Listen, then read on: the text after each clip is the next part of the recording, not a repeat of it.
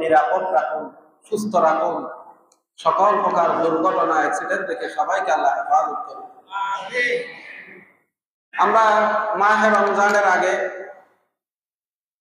আমি একটা road map আপনাদেরকে দিয়েছিলাম যে আমাদের প্রতি জুমায় কি বয়ান এখানে হবে, সেটার উপর একটা রোড ম্যাপ আপনাদেরকে দিয়েছি, বয়ান পরিকল্পনা। সেখানে 1 নাম্বার ছিল ইমানের শাখা ও প্রশাখা, সেটা আপনারা শুনেছেন। ইমানের শাখা প্রশাখা 77 আমি ধারাবাহিকভাবে প্রতি জুমায় প্রায় 3 থেকে 4 জুমাটা বয়ান দিয়েছি। মাহে রমজান আসার কারণে আমি ওটা স্টপ রেখেছি, যেহেতু মাহে রমজানের আলোচনা আছে। এখন আমরা সেই ধারাবাহিকতায় আজকের জুমা থেকে আবার ফিরে যাব। আমাদের 2 নম্বর পরিকল্পনা, 2 নম্বর পয়েন্ট ছিল কবিরা গুনাহ। গুনাহ 2 প্রকার, একটা সগীরা গুনাহ আর একটা কবিরা গুনাহ। ছোট ছোট গুনাহ, বড় বড় গুনাহ। আল্লাহ তাআলা এই কোরআনুল কারীমে যত নিষেধ করেছেন এবং রাসূল পাক সাল্লাল্লাহু আলাইহি ওয়াসাল্লাম হাদিস শরীফে যা নিষেধ করেছেন, ওগুলা করার নাম হলো গুনাহ। ওগুলা করার নাম, আল্লাহ এবং রাসূল যা নিষেধ করেছেন তা করার নাম গুনাহ, আর যা হুকুম করেছেন তা পালন করার নাম সওয়াব, আদেশ পালন করা। এই হুকুমগুলোকে শরীয়ত 2 ভাগে ভাগ করেছেন, নিষেধগুলোকে। একটা হলো বড় বড় অপরাধ, ক্রাইম, জঘন্য অপরাধ, আর কিছু হচ্ছে ছোট ছোট অপরাধ। একটা হলো কবিরা আর একটা হলো সগীরা। কবিরা হলো বড় বড় অপরাধ, আর ছোট ছোট অপরাধ, ছোট ছোট গুনাহগুলো, এগুলো কতভাবে মাফ হয়ে যায়। এই যে আপনি ওযু করে এসেছেন, আপনারা সবাই, আমরা ওযু করছি না?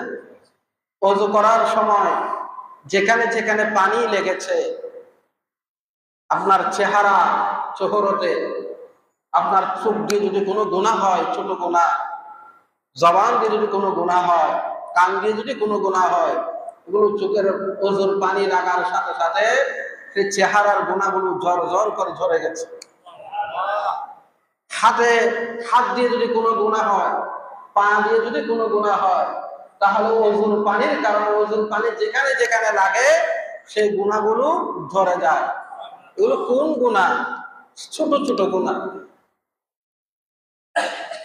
আপনি নফল নামাজের কারণে, নফল ইবাদতের কারণে, নেক কাজ করার কারণে আপনার ছোট ছোট গুনাহগুলো ঝরে যাবে। এই যে শাওয়াল মাসের 6টা রোজা রাখার কারণে আপনার ছোট ছোট গুনাহ যেগুলো, এগুলো অটোভাবে মাফ হয়ে যাবে। কিন্তু বড় বড় গুনাহ যেগুলা, সেগুলো এভাবে মাফ হয় না, সেগুলো আল্লাহ এভাবে মাফ করেন না। ওই বড় গুনাহ নিয়ে যদি কবরে যায়, তাহলে কবর হয়ে যাবে আপনার জন্য জাহান্নামের একটা টুকরা। হাসরের মাঠ হয়ে যাবে আপনার জন্য একটা পিচ্ছিল ময়দান। হাসরের মাঠ হয়ে যাবে আপনার জন্য জাহান্নাম। আপনাকে বাম হাতে আমলনামা দেওয়া হবে, আপনার গুনার পাল্লাটা ভারী হয়ে যাবে। ফুলসিরাতে যখন আপনাকে দাঁড় করানো হবে, আপনি ফুলসিরাত থেকে ছিটকে পড়ে জাহান্নামের অতল গহ্বরে আপনি নিক্ষিপ্ত হয়ে যাবেন। কোন গুনার কারণে? বলেন, কবিরা গুনার কারণে। কোন গুনাহ? কবিরা গুনাহ। এখন আমরা সগীরা গুনাহ কোনগুলো, কবিরা গুনাহ কোনগুলো সেটাই তো জানি না। আছে অনেকে আমরা জানি না আসলে কবিরা গুনাহগুলো কি, বড় বড় গুনাহ এগুলো কি, কোনগুলো, এটা কি আমি আসলে করছি কিনা, আমার অব্যাহত আছে কিনা, সেগুলা যদি না জানি, তাহলে আমি কোনটার কাণ্ডে কিভাবে মাপ চাইবো, কিভাবে তওবা করব, কিভাবে আমি আল্লাহর কাছে তওবা করব, আমি তো জানি না কোনটা কবিরা কোনটা সগীরা। আজকের জুমা থেকে যারা শুরুতে আসছেন, ধন্যবাদ আপনাদেরকে।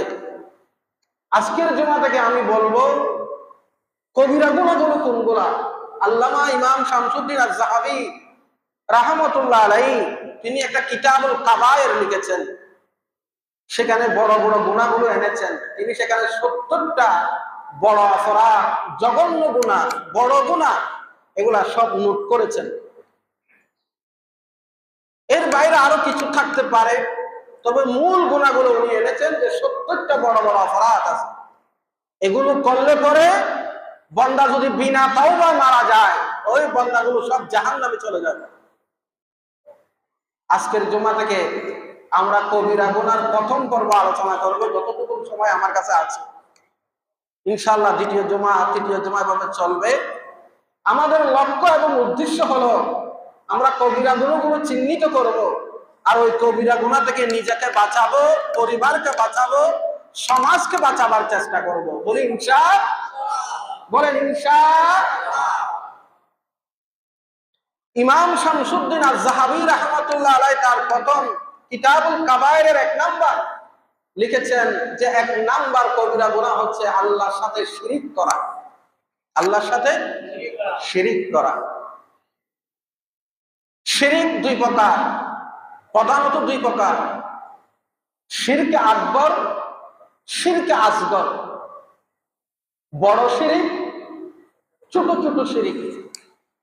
বড় শিরিক হলো আল্লাহর সাথে দেবতা, মূর্তি পূজা, আল্লাহর উলুহিয়তের সাথে অন্যান্যকে অংশীদার করা, শিরিক করা। আল্লাহর ইবাদতের সাথে অন্যকে শরীক করা, পার্টনার করা। পৃথিবীর যত ধর্ম আছে সব ধর্মে আল্লাহকে বিশ্বাস করে। আমরাও আল্লাহকে বিশ্বাস করি, কিন্তু আমাদের সাথে অন্যান্য ধর্মের সাথে যেখানে তফাৎ, পার্থক্য, সেটা হলো আমরা যারা মুসলিম আমরা বলি আল্লাহ এক। আল্লাহ, সবাই বলতে হবে আল্লাহ, আল্লাহ অদ্বিতীয়, আল্লাহর সাথে তুলনা করার দ্বিতীয় কেউ নাই। আল্লাহ খালিক হিসেবে, তিনি মালিক হিসেবে, তিনি রিজিক দাতা হিসেবে, তিনি হায়াত দাতা হিসেবে, তিনি মৃত্যুদাতা হিসেবে, তিনি সার্বভৌম ক্ষমতার মালিক, সকল ক্ষমতার উৎসকে। কেউ যদি বলে সকল ক্ষমতার উৎস জনগণ, সেটা শিরক। আমরা এই কথায় গণতন্ত্রের ভাষায় আমরা বলে ফেলি, আমাদের নেতারা বলে, আমরাও বলি, একটু জুড়ে বলেন নাউযুবিল্লাহি মিন যালিক। সকল ক্ষমতার উৎস কখনো জনগণ হতে পারে? সকল ক্ষমতার উৎস কে? আল্লাহ ছাড়া। আল্লাহ একমাত্র মালিক। আর আমরা, এটা হলো আল্লাহর উলুহিয়ত। আবার আল্লাহর ইবাদতের সাথে কাউকে শরীক করা যাবে না। আল্লাহর ইবাদত করবেন, আবার মূর্তির পূজাও করবেন না, এটা হতে পারে না। ইবাদত পাওয়ার একমাত্র যোগ্য যিনি মালিক ইবাদত পাওয়ার, তিনি কে? আর কেউ ইবাদত পাওয়ার যোগ্য। এই জন্য মাজারে গিয়ে সেজদা করা যাবে, কোন পীর সাহেবকে সেজদা করা যাবে, কোন দরবারে গিয়ে সেজদা করা যাবে? সেজদা একমাত্র কার জন্য? জুড়ে বলেন কার জন্য? আমরা মাজার জিয়ারত করব, আল্লাহর ওলিদের মাজারে যাব, আমরা পীর মাশায়েখ ওলামাদের সাথে সম্পর্ক রাখবো। সেই সম্পর্ক হবে শরীয়তের দৃষ্টিকোণ থেকে, ওনাদের সোহবত আমরা লাভ করব। কিন্তু কখনো তাদেরকে সেজদা করা যাবে না, কোনো মাজারে সেজদা করা যাবে না। এটাকে আপনাকে পরিষ্কার করে নিতে হবে। কাউকে কথায় কথায় মুশরিক বলা যাবে না। আপনি যাকে মুশরিক বলতেছেন, আদৌ কি সেই মুশরিক? হতে পারেন মুশরিক হয় নাই, কিন্তু আপনি লাপাত্তা সবাইকে মুশরিক বানিয়ে দিয়েছেন। যারা মাজার জিয়ারত করে তারা মুশরিক, তারা মাজার পূজারী বলে যে আপনি বলে দিচ্ছেন, আমিও তো মাজারে যাই, আমি তো কখনো সিজদা করি না, তা আপনি তো আমারও মাজার পূজারী বানিয়ে দিলেন। আপনি নিজেই মুশরিক হয়ে গেলেন, আপনি নিজেই মুশরিক হয়ে গেলেন। তাহলে ইবাদত কার জন্য? আল্লাহর সাথে এখানে কোনো শিরিক করা যাবে না। আল্লাহ পাক বলেন ইন্নাশ শিরকা লা যুলমুন আযীম, শিরিক মারাত্মক অপরাধ। শিরিক হচ্ছে জুলুম। বান্দা আমার উপর জুলুম করছে, তো সবাই বলেন নাউযুবিল্লাহ। বান্দা কি আল্লাহর উপর জুলুম করতে পারে? জুলুম কিভাবে হয় দেখেন। আপনার একটা দোকান আছে, আপনার একটা বাড়ি বানিয়েছেন, কত কষ্ট করে বাড়িটা বানাইছেন। এখন আমি বলতেছি এটা ওনার বাড়ি না, ওনার সাথে এখানে আরো কয়েকজন পার্টনার। মালিক কি সেটা মানবে? মালিক কি সেটা বরদাস্ত করবে? আপনি একটা বাড়ির জন্য বরদাস্ত করতেছেন না, একটা গাড়ির জন্য বরদাস্ত করবেন না, একটা দোকানের বেলায় আপনি বরদাস্ত করবেন না, তাহলে গোটা সৃষ্টি জগৎ যিনি বানিয়েছেন, আপনি সেই স্রষ্টার সাথে আপনি কিছু পাথর দেবতা, ওই আপনার হাতে বানানো কিছু দেবতা উপাস্যকে আল্লাহর সাথে শরীক বানায়া দিলেন। আমার আল্লাহ বলে বান্দারা আমার উপর জুলুম করছে। এটা হলো শিরকে আকবার, শিরকে আকবার। আরেকটা হলো শিরকে আসগর। ছোট ছোট শিরিক দেখা যায় না, কাউকে দেখাবার জন্য নামাজ পড়া, কাউকে দেখাবার জন্য হজ করা, কাউকে দেখাবার জন্য দান সদকা করা, কাউকে দেখাবার জন্য বেশি বেশি জিকির আজকার করা, এগুলোর মূল উদ্দেশ্য হচ্ছে আল্লাহকে নয়, বান্দাকে দেখাবার জন্য। ভিতরে যদি এই কাজটা করে রিয়া, লৌকিকতা, এটা কি হবে? শিরকে আসগর হয়ে যাবে। আমার ইবাদত হবে একমাত্র কার জন্য? এই যে কুরবানির সময় আসতেছে, আসতেছে না? অনেকে দেখবেন 1.5 লাখ 2 লাখ 3 লাখ টাকা 5 লাখ টাকা দিয়ে গরু কিনে সেটা ছবি তুলবে, ছবি তুলে ফেসবুকে পোস্ট করবে, আমি একটা গরু কিনছি, আমি একটা গরু কিনছি। তার উদ্দেশ্য হলো জনগণকে দেখানো। জনগণ সবাই বলবে মারহাবা, কত বড় গরু কিনছে। তার ভিতরে একটা অহংকার কাজ করবে, রিয়া কাজ করবে। এই রিয়া যদি তার ভিতরে কাজ করে, কুরবানি তো কবুল হবেই না, বরং ওই কুরবানি তার জন্য শিরক হয়ে ওটা কবিরা গুনাহ হয়ে যাবে। এই ছোট্ট একটা এক্সাম্পল দিলাম আপনাদেরকে। তাহলে 1 নাম্বার কবিরা গুনার নাম কি বলেন? শিরক। বলেন কি? শিরক জঘন্য অপরাধ আল্লাহ তাআলার কাছে। 2 নাম্বার হচ্ছে মানুষ হত্যা করা। 2 নাম্বার কি? মানুষ হত্যা করা। আজকের সমাজে মানুষের কোনো দাম আসেনি। একটা কুকুরের অনেক দাম, পশু পাখির অনেক দাম, কিন্তু মানুষের কোনো মূল্য। পাখির মতো মানুষ হত্যা করা হচ্ছে গোটা পৃথিবীতে। আমেরিকা সভ্য দেশ বলে নিজেকে, মানবাধিকারের কান্ডারি বলে, তারা গোটা দেশে মানবাধিকার চর্চা করে, সবখানে শুধু মানবাধিকার লঙ্ঘন হচ্ছে বলে ওখানে গিয়ে তারা মানবাধিকার চর্চা শেখায়। কিন্তু দেখা যায় আমেরিকার মধ্যে সবচেয়ে বড় অসভ্য, জালেম, বর্বর, সন্ত্রাসী রাষ্ট্র পৃথিবীতে আমেরিকার ইসরায়েল ছাড়া দ্বিতীয় কোন রাষ্ট্র এত বড় জালেম আর নাই। আমেরিকা একাই ইরাকে 6 লক্ষ মানুষকে হত্যা করেছে, আফগানিস্তানে লক্ষ লক্ষ মানুষ তারা হত্যা করেছে, লিবিয়াতে হত্যা করেছে, ফিলিস্তিনে হত্যা করছে, অনবরত তারা মানুষ হত্যা করছে। এটা তো কাফের। আমরা যারা নিজেকে মুসলিম বলি, ইমানদার, আমরাও একজন আরেকজনকে মেরে ফেলতে দ্বিধাবোধ করছি না। কি আশ্চর্য, কি সমাজে আমরা আসলাম। স্বামীর কাছে স্ত্রী নিরাপত্তা নেই, স্ত্রীর কাছে স্বামী নিরাপদ নয়, মা বাবার কাছে সন্তান নিরাপদ নাই, সন্তানের কাছে মা বাবা নিরাপদ নাই। কবরে চলে গেছে, কালকে পরশুদিন দেখলাম কবরে বাবা চলে গেছেন, ছেলের ভাগ বাটোয়ারায় নাকি কম হয়েছে, বাবার কবর ভেঙে বাবার কবরের উপর মারতেছে। আপনারা দেখছেন হয়তো অনেকে। হ্যাঁ, কি জঘন্য পরিবেশ আমরা আছি। মানুষ হত্যা হচ্ছে, কেউ কারো কাছে নিরাপত্তা নাই, জীবনের নিরাপত্তা নাই। এটা হলো 2 নাম্বার কবিরা গুনাহ, মানুষ হত্যা করা। আল্লাহ পাক বলেন যে একজন মানুষকে অন্যায়ভাবে হত্যা করেছে, সেজন্য গোটা দুনিয়ার মানুষগুলোকে হত্যা করে ফেলেছে। আর যে একজন মানুষের জীবন বাঁচিয়ে দিয়েছে, সেজন্য গোটা দুনিয়ার মানুষের জীবন বাঁচিয়ে দিয়েছে। মানুষ হত্যা করিও না, কিয়ামতের মাঠে সর্বপ্রথম এই হত্যার বিচার হবে, রক্তের বিচার হবে, ফয়সালা হবে। মানুষ হত্যা, মারা, এটা বাংলাদেশের আইনেও 1 নম্বর অপরাধ, ঠিক না? পৃথিবীর সকল দেশে সকল আইনে 1 নম্বর অপরাধ হলো খুন করা, মার্ডার করা, হত্যা করা, জঘন্য এক অপরাধ। 3 নম্বর অপরাধ হচ্ছে জাদু বান্টনা করা। কি করা? মনোযোগ আছে আপনাদের? এগুলো বড় বড় অপরাধ, কবিরা গুনাহ। জাদু আছে না, বান্টনা আছে না, কুফরি করে, কুফরি কালাম পড়ে জাদু বান্টনা করে, ঘরে ঘরে ঝগড়া লাগায় দেয়, স্বামী স্ত্রী ঝগড়া লাগায় দেয়, অশান্তি তৈরি করে দেয়।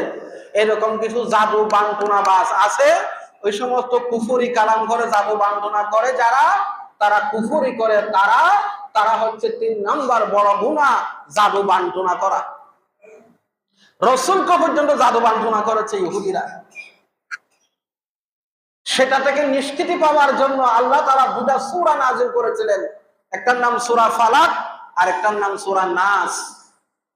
কেউ যদি জাদু বান্টনার শিকার হন, আপনার কাছে 2টা সূরা আছে, মহা চিকিৎসা, সূরা ফালাক আর সূরা নাস পড়ে পড়ে শরীরে ফুঁক দিবেন, কিচ্ছু লাগবে না, ওয়াল্লাহ কিচ্ছু লাগবে না। আয়াতুল কুরসি পড়বেন, সূরা ফালাক আর নাস পড়ে শরীরে ফুঁক দিবেন, যত বড় জাদু বান্টনা হোক, আমার আল্লাহ আপনাকে হেফাজত করবেন।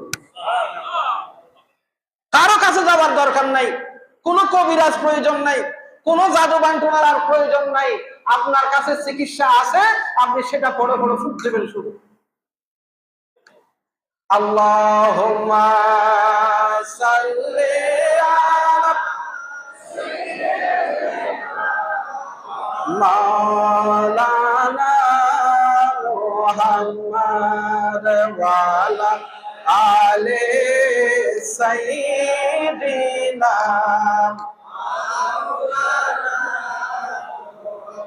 চিন্তা করে দেখো রে মা, রাত্রি গভীর নিশীথে, মরণ কালে কে যাবে তোর সঙ্গী হয়ে কবরে। আল্লাহুম্মা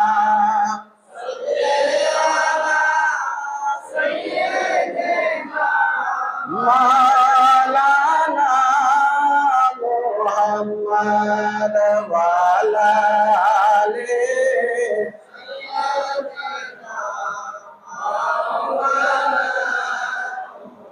কিতাবুল কাবায়ের আমাদের আলোচ্য বিষয় কবিরা গুনাহ। 1 নাম্বার কবিরা গুনাহ শিরিক, শিরিক করা। 2 নম্বর কবিরা গুনাহ মানুষ হত্যা করা। 3 নম্বর কবিরা গুনাহ জাদু বান্টনা করা। 4 নম্বর কবিরা গুনাহ নামাজ পরিত্যাগ করা, নামাজ না পড়া, নামাজ ছেড়ে দেওয়া। মান আকামাস সালাহ ফাকাদ আকামাদ-দ্বীন ওয়া মান তারাকাহা ফাকাদ হাদামাদ-দ্বীন। যে নামাজ পড়েছে সে দ্বীন কায়েম করেছে, আর যে নামাজ ছেড়ে দিয়েছে সে দ্বীন ধ্বংস করে দিয়েছে। যার কাছে নামাজ আছে তার কাছে দ্বীন আছে, যার কাছে নামাজ নাই তার কাছে দ্বীন নাই। হযরত মুসা আলাইহিস সালাম বসে আছেন উম্মতদেরকে নিয়ে। এমন সময় একজন মহিলা আসলো, বললেন, ও আল্লাহর নবী মুসা, আমার জন্য একটু আল্লাহর কাছে দোয়া করুন, আমি তো বড় অপরাধ করে ফেলেছি, আমি বড় অন্যায় করেছি, আমি আল্লাহর কাছে তওবা করেছি, আপনি একটু আল্লাহর কাছে দোয়া করুন না। আপনি তো আল্লাহর নবী, আমার পক্ষে দোয়া করলে আল্লাহ কবুল করবে। মুসা আলাইহিস সালাম বলেন, তুমি কি অন্যায় করেছ, কি পাপ করেছ? মহিলাটি বললেন, হুজুর, আমি এমন এক জঘন্য পাপ করেছি। আমি প্রথমে ব্যভিচার করেছি, জেনা করেছি। জেনা করার পরে আমার পেটে সন্তান এসেছে। সন্তান প্রসব করার পরে চোখলজ্জার ভয়ে, মানুষের চক্ষুলজ্জার ভয়ে আমি আমার নিজের সন্তানকে গলা টিপে হত্যা করে ফেলেছি। মুসা আলাইহিস সালাম বললেন, তুমি এখন আমার দরবার থেকে বেরিয়ে যাও। কত বড় জালেম, কত বড় জালেমা, কত বছর জেনা করেছো। জেনার পরে তোমার একটা বাচ্চা হয়েছে, নিষ্পাপ, এই মাসুম বাচ্চাকে তুমি গলা টিপে হত্যা করেছো। এখন আমার দরবার থেকে বেরিয়ে যাও, তোমার কোনো মাফ নাই। তুমি যদি আমার দরবারে অবস্থান করো, আমার আল্লাহ এত নাখুশ হয়েছে, হয়তো আল্লাহর গজবে আমরাও সবাই মারা যাব। বের হও। আল্লাহ রাব্বুল আলামিন হযরত জিবরিল আলাইহিস সালামকে মুসা আলাইহিস সালামের দরবারে পাঠালেন। বললেন, ইয়া আল্লাহর নবী মুসা, আপনি মহিলাটাকে বের করে দিলেন কেন? কই, মহিলাটা খুব জঘন্য অপরাধ করেছে, জেনা করেছে। জেনা করার পরে যে সন্তান হয়েছে সেটাও গলা টিপে হত্যা করেছে। জিবরিল আলাইহিস সালাম বললেন, এর চেয়েও কিন্তু বড় পাপী আছে। কি বলেন? কয়, হ্যাঁ ও আল্লাহর নবী মুসা, এর চেয়েও বড় পাপ হলো যারা ইচ্ছাকৃতভাবে নামাজ পড়ে না, নামাজ পরিত্যাগ করে, তারা এই মহিলার চেয়েও বড় জঘন্য পাপী। আয় হায় হায় হায়, এরকম পাপী সমাজে কম না বেশি? অবস্থা ছোট হয়ে গেছে, খুব বেশি জঘন্য পাপী। আল্লাহ তাআলা যারা নামাজ পড়ে না, আল্লাহ তাআলা তাদের উপর রাগান্বিত হয়, রাগান্বিত হয়। 5 বার আপনাকে ডাকতেছে, হাইয়া আলাস সালাহ, হাইয়া আলাস সালাহ। ও আমার বান্দারা, কে কোথায় আছো? আসো, মসজিদে আসো, মসজিদে চলে আসো। 5 বার আপনাকে টেলিফোন করা হচ্ছে, ফোন দিচ্ছে, মোবাইল করছে, মেসেজ দিচ্ছে, বার্তা পৌঁছায় দিচ্ছে।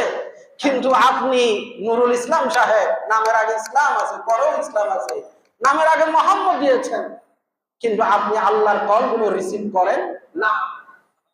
হায় হায়, বন্ধু আপনারা কল দেয়, একবার কল রিসিভ করতে না পারলে দ্বিতীয়বার ব্যাক করেন, কিন্তু আল্লাহ তাআলার কলগুলো আপনি রিসিভ করেন না। মুসা আলাইহিস সালামকে বললেন, ও মুসা, এই মহিলার চেয়েও যারা ইচ্ছাকৃতভাবে নামাজ পড়ে না, তারা এই মহিলার চেয়ে বড় জঘন্য। অনুতপ্ত হয়েছে, তওবা করেছে, আর আমার আল্লাহ কবিরা গুনাহ করার পরে তওবা করলে আল্লাহ মাফ করে দেয়। যারা নামাজ পড়ে না ইচ্ছাকৃতভাবে, তারা তার চেয়ে বড় জঘন্য। নামাজ সবচেয়ে বড় ইবাদত, নামাজের চেয়ে বড় ইবাদত আর কিছু নাই। ও আমার যুবক ভাইরা, তরুণ ভাইরা, স্কুল কলেজ ইউনিভার্সিটির ভাইরা, নামাজে হয়ে যান, দিনদার হয়ে যান।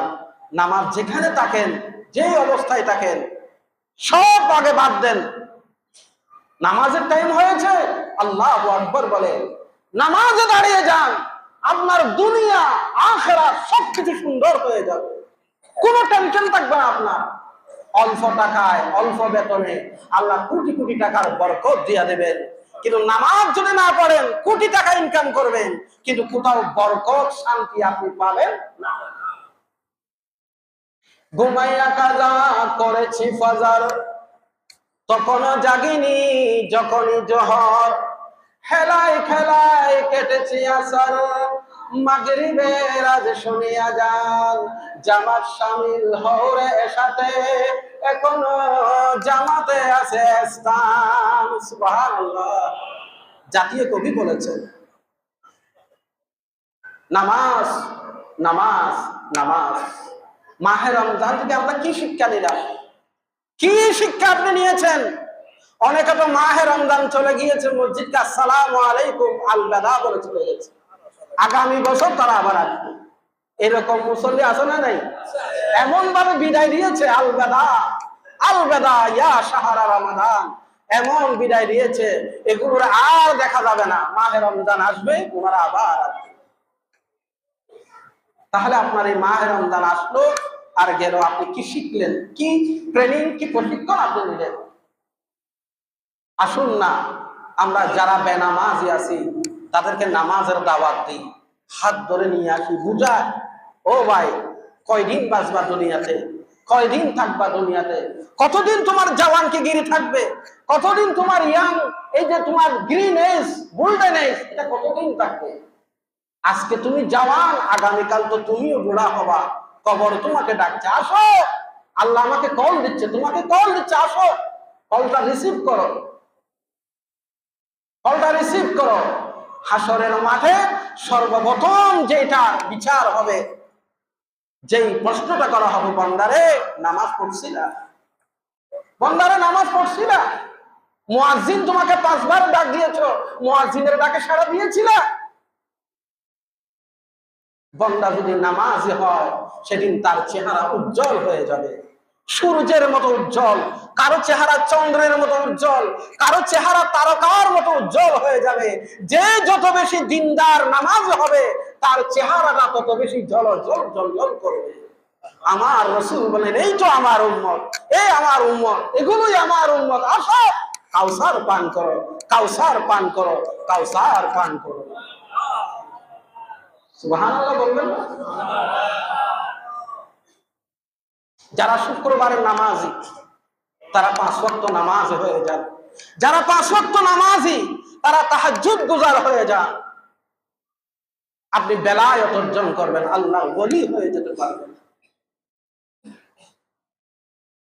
সালাতুন ইয়া রাসূলুল্লাহ আলাইকুম,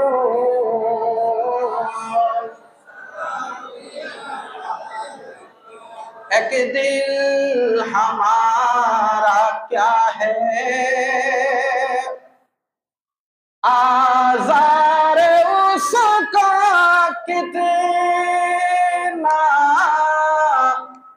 एक दिल हमारा क्या है, आज़ार उसका कितना, तुमने तो चलते फिरते मुर्दे जिला दिए हैं, उनकी महक ने दिल के गुलचे खिला दिए हैं। सलातुल या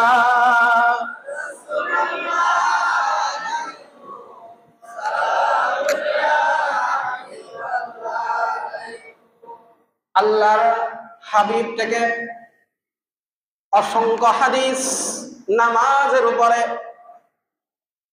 ও আমার বাবারা, ভাইরা, যুবক ভাইরা, স্কুল কলেজ ইউনিভার্সিটির ভাইরা, আজকে থেকে শপথ নিন, আসসালাত আসসালাত আসসালাত, সব ছাড়তে পারি কিন্তু আমি নামাজ ছাড়তে পারবো না। এটা হলো 4 নম্বর কবিরা গুনাহ, নামাজ ত্যাগ করা। মান তারাকাস সালাত, যে নামাজ ছেড়ে দিয়েছে, ফাকাদে কাফারা। নবীজি বলেন ফাকাদে কাফারা, সে কুফরি করেছে। ইমাম আযম আবু হানিফা রাহমাতুল্লাহ আলাইহি ছাড়া বাকি 3 মাযহাব, ইমাম শাফি, ইমাম মালিক, ইমাম আহমদ ইবনে হাম্বল বলেন যে নামাজ ছেড়ে দিয়ে সে কুফরি করেছে। আর ইমাম আযম আবু হানিফা রাহমাতুল্লাহ আলাইহি বলেন এখানে ফাকাদে কাফারা মানে সে কবিরা গুনাহ করেছে। যতক্ষণ না সে তওবা করবে ততক্ষণ তাকে জেলখানায় নিয়ে যাও, জেলখানার মধ্যে বন্দী করে রাখো। এখন কে কাকে জেলে নিয়ে যাবে? যারা জেলে নিয়ে যাবে তারা তো অধিকাংশ নামাজই পড়ে না। কথা বলেন ঠিক কি? ওসি জুড়ে তার অফিসারদেরকে নিয়ে থানার মধ্যে নামাজের মধ্যে দাঁড়ায়া যায়, বিচারক যদি আদালতে তার বিচারকদেরকে নিয়ে যদি দাঁড়িয়ে যায়, অফিসার যদি তার ফ্যাক্টরিতে দাঁড়িয়ে যায়, আমার দেশটা কতই না সুন্দর হবে। কথা বলেন ঠিক কিনা? ছয় নাম্বারে 5 নাম্বারে যারা জাকাত দেয় না কবিরা গুনাহ। জাকাত না দেওয়া, নামাজ পড়ে কিন্তু জাকাত দেয় না, আছে না? হয় হুজুর জান দিয়া দেব, জান কিন্তু মাল দিতে পারবো না। আল্লাহ তাআলা যত আয়াত নিয়ে জিহাদের জন্য নাযিল করছে, আল্লাহ আগে জানের কথা বলে নাই, আল্লাহ আগে মালের কথা বলছে। বিআমওয়ালিকুম ওয়া আনফুসিকুম, বিআমওয়ালিকুম ওয়া আনফুসিকুম, আগে মাল দাও তারপরে জান দিও। আগে কি দিবা? মাল দাও তারপরে জান দিও। কারণ মানুষ মালকে জানের চেয়েও বেশি মহব্বত করে, ঠিক না? সব দিতে পারবো হুজুর, জুমাতে 20 টাকা দিতে পারবো, আমি আপনাকে অনেক ভালোবাসি, মহব্বত করি, কিন্তু 20 টাকাটা দিতে পারবো না। আমার অন্তর চুরচুর হয়ে যায় যখন 20 টাকা দিই। বিআমওয়ালিকুম ওয়া আনফুসিকুম, আল্লাহ তাআলা বলে আগে মাল দাও, দেখি তোমার ঈমান কত বড়, পরীক্ষা করে দেখি। মাল দিলা ঈমান পাকাপোক্ত থাকবে, আল্লাহর রাস্তায় খরচ করো। অনেকে টাকা নামাজ পড়ে কিন্তু জাকাত, বারবার উমরা করছে, বারবার হজ করছে, কিন্তু গরিব মানুষগুলোর জাকাত আদায় করে না। আল্লাহর হাবিব বলেছেন যারা জাকাত আদায় করে না তাদেরকে ধরো এবং তাদেরকে হত্যা করো, তাদের এটা শাস্তি, তারা মুরতাদ হয়ে গেছে।